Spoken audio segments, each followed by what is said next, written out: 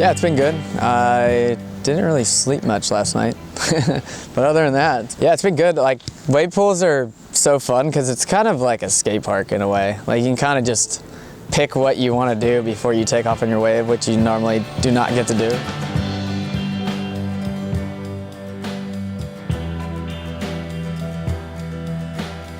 Oh yeah, I'm excited to get a shoe with Vans for sure. It's like been a dream of mine, but something that I've never thought would become a reality. And now that it's here and we're doing all this, it's pretty surreal. Yeah, like Vans has gone pretty all out for this launch, and I'm super excited, and it's like, yeah, it's such an honor, and yeah, I couldn't really ask for more. I actually would ask for less, honestly.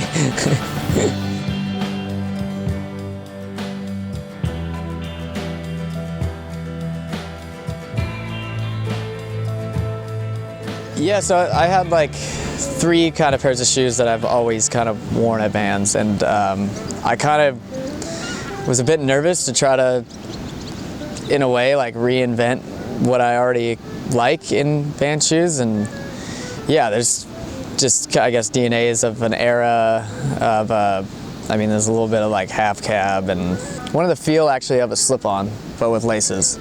Put it all together, and there's a lot of like tinkering to make stuff feel right and get proportions right, and yeah, we got there, and I couldn't be more happy on the way they feel.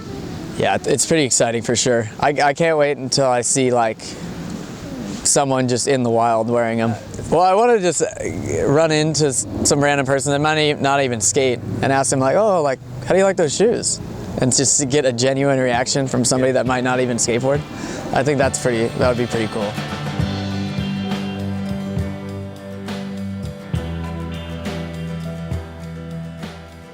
Yeah, so the promo of the shoe is,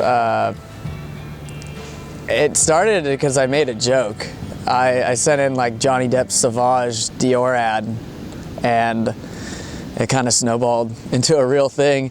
And then, yeah, then we had to figure it out how to like make it funny and have fun with it. And yeah, I didn't really have any other ideas for it. So it was like, it worked out pretty perfectly.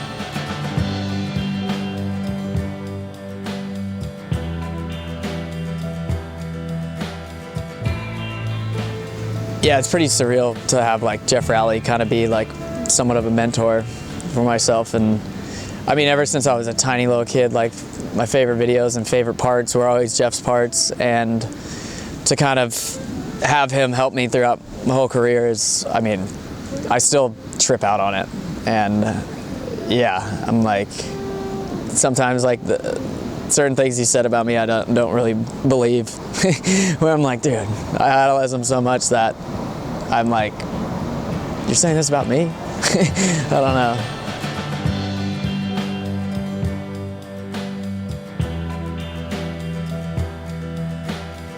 Yeah, so when I was like really young, rode for Termite, and then kind of get to an age where you gotta go like, all right, you gotta ride for somebody else now. And then I ended up riding for Element, and I rode for Element for about a year and a half. And then I think I was getting slightly flowed boards from Girl. It turned into like Powell picking me up, and yeah, like actually like paying me a little bit a month. And then that lasted for like 3 months. Jeff saw my sponsor me, and that's when he like, I mean, drove to my house and met my whole family. We all went out to dinner, and it was kind of from that point forward, like, all right, yeah, like, this is who I'm gonna ride for. And obviously, like, my best friend has been Louis, and he was already on Flip for like a year before I got on, and I was really jealous. And as soon as I got on, I was fired up.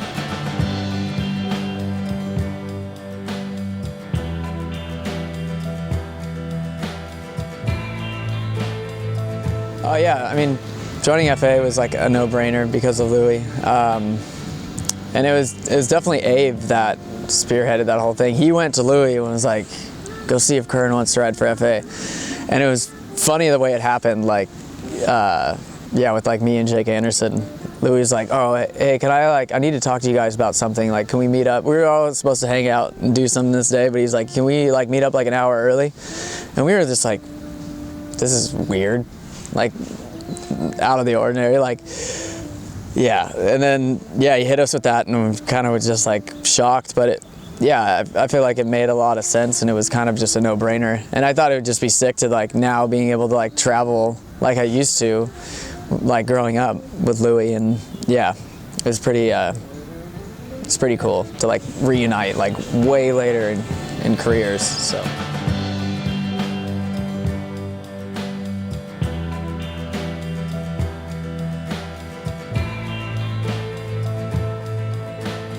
Yeah, it started in 2020, and it was just because me and all my friends had nothing else going on. So it was a perfect time to start filming a part.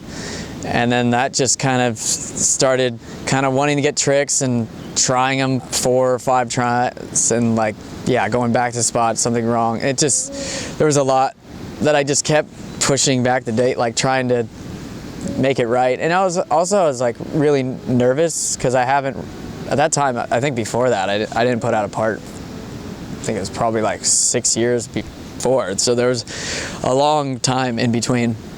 So anytime that people were like down to push the date back, I was like, yeah, I'm good with that. So yeah, that's why I just, I guess, ended up accumulating so much footage.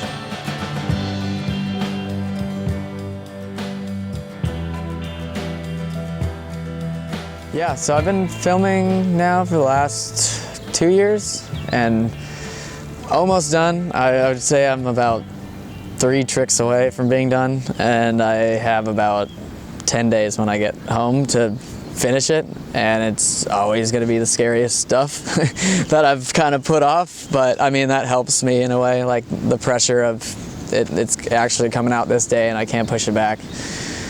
Yeah, but I definitely don't have as much footage as my last part, but I have a song, so I'm hyped on it.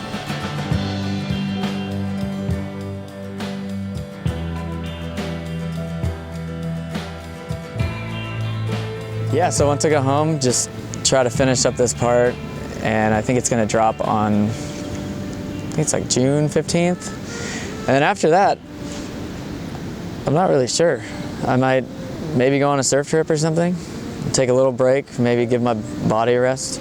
But yeah, other than that, I mean, I'm down, just kind of keep it going. I feel like in a way, like if you stop kind of doing everything and take a break, then you kind of just fall out of a rhythm. And I feel like right now I like enjoy skating and enjoy filming, and